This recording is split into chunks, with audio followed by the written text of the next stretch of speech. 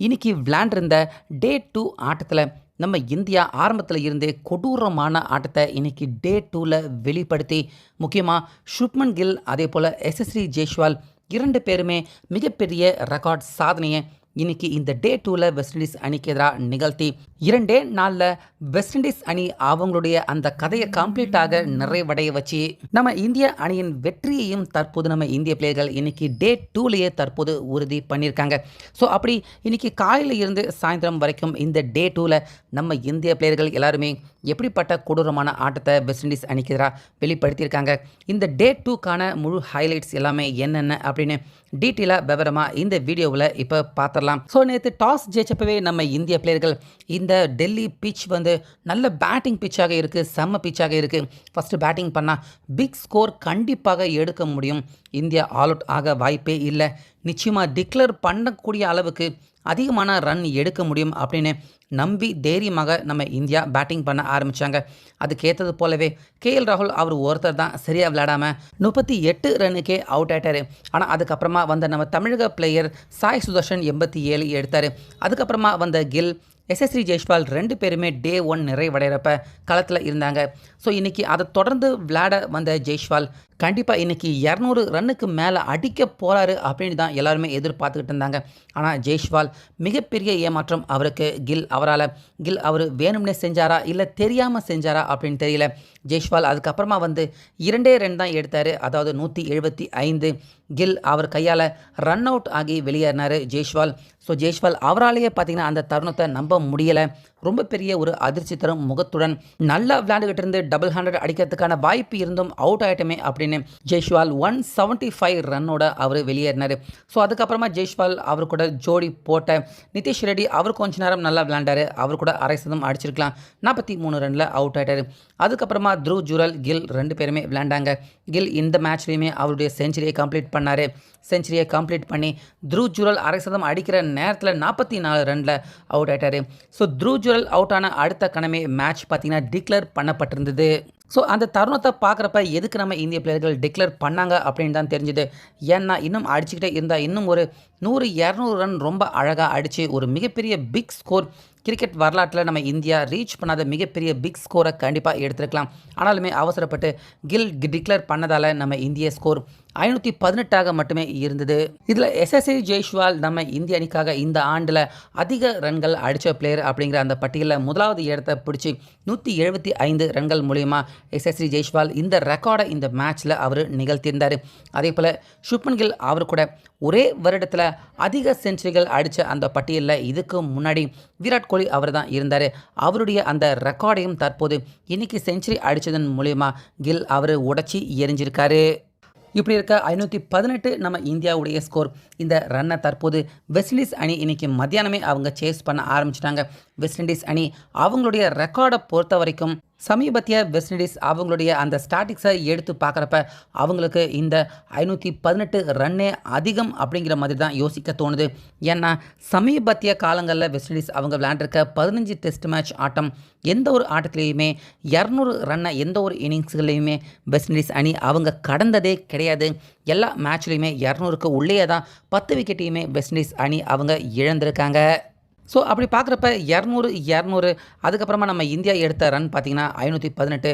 So ஓவராலாக கிட்டத்தட்ட 100 run கூட எடுத்திருக்கோம் அப்படின்னு அந்த நம்பிக்கையோடு தான் தற்போது நம்ம இந்தியா 518 ரன்களோட வெஸ்ட் இண்டீஸ் அணிக்கு எதிராக டிக்ளேர் பண்ணியிருந்தாங்க. ஆனால் இந்த முடிவு கொஞ்சம் தவறு அப்படின்னு வெஸ்ட் இண்டீஸ் பேட்டர்கள் இன்றைக்கி நம்ம இந்தியாவுக்கு எதிராக அவங்க நிரூபிச்சிருக்காங்க பேட்டிங்கில் அப்படின்னு தான் சொல்லணும். ஏன்னா ஓப்பனராக வந்த கேம்பல் அதே போல் சந்திரபால் 2 பேருமே வந்த கையோடைய இதுக்கு முன்னாடியே ஆட்டங்கள் அவுட் ஆகிட்டு போயிட்டாங்க.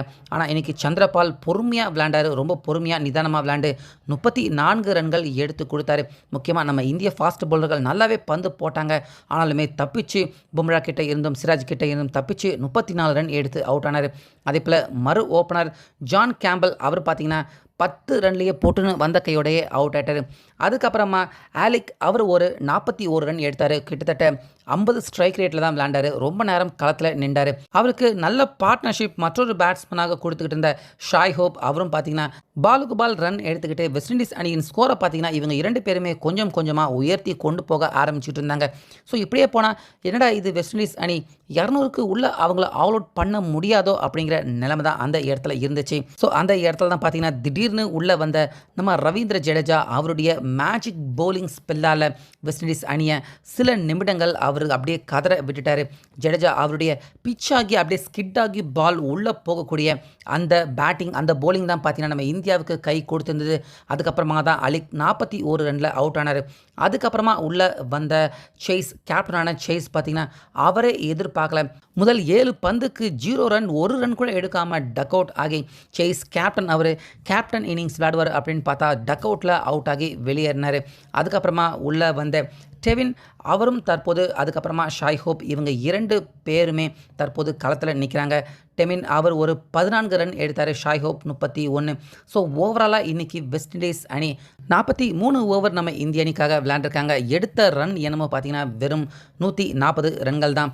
முக்கியமாக நாளைக்கு டே 3ல பிச் இன்னும் கடுமையாக இருக்கும், மோசமாக இருக்கும் அப்படின்னு கூறப்படுது. ஏன்னா டே 1ல் நம்ம இந்தியா விளையாடுறப்ப பேட்டிங் பிச் நல்ல செம்மையான ஃப்ளாட் பிச்சாக இருந்துச்சு. நம்ம இந்திய பேட்டர்கள் எல்லாருமே வர்றவங்க எல்லாருமே ஈஸியாக ரன்னை குவிச்சாங்க.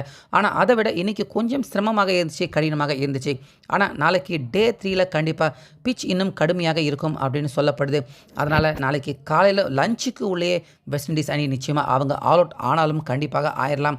அதே போல் நம்ம இந்திய அணி பக்கம் பார்த்திங்கன்னா இன்றைக்கி பவுலிங்கில் ரவீந்திர ஜடேஜா 3 விக்கெட்டை வீழ்த்திருக்காரு.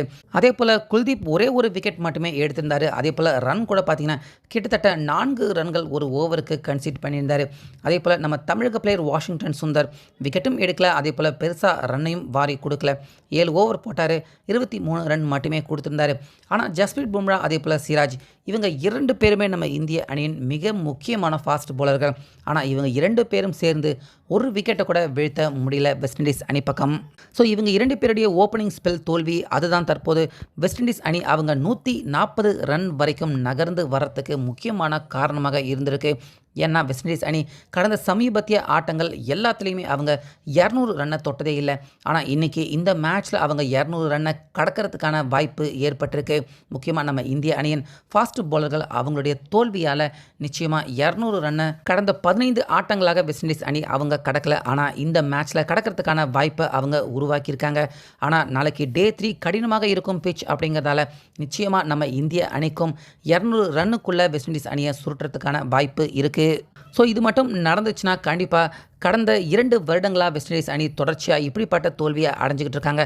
அந்த தோல்வியை அப்படியே நம்ம இந்திய அணி வெஸ்ட் இண்டீஸ் அணிக்கு தொடர்ச்சியான தோல்வி 200க்குள்ளே ஆல் அவுட் தொடர்ச்சியான தோல்வி அப்படின்னு அந்த சம்பவத்தை மீண்டும் நிகழ்த்தி நம்ம இந்தியா வெஸ்ட் இண்டீஸ் அணியை வழி அனுப்பி வைக்கலாம். ஆனால் வெஸ்ட் இண்டீஸ் அணி 200 ரன்னுக்கு மேலே அவங்க எடுத்துட்டாங்கன்னா நம்ம இந்தியா கிட்ட எதிராக அவங்க தோல்வி அடைஞ்சாலும் நிச்சயமாக 200 ரன்னை நம்ம கிராஸ் பண்ணிட்டோம்ல, கடந்த 15 ஆட்டமாக இதை செய்யலை, இந்த மேட்ச்சில் நம்ம இதை செஞ்சிட்டோம்ல அப்படின்னு நிச்சயமாக அந்த ஆறுதல் கண்டிப்பாக வெஸ்ட் இண்டீஸ் அணிக்கு கிடைக்கிறதுக்கான வாய்ப்பு இருக்குது. ஸோ இது எல்லாத்துக்கும் விடை கண்டிப்பாக நாளைக்கு டே 3ல என்ன நடக்க போகுது அப்படின்னு ரசிகர்கள் எல்லாருக்கிட்டையுமே உச்சக்கட்ட பரபரப்பு எதிர்பார்ப்பு ஏற்பட ஆரம்பிச்சிருக்கு.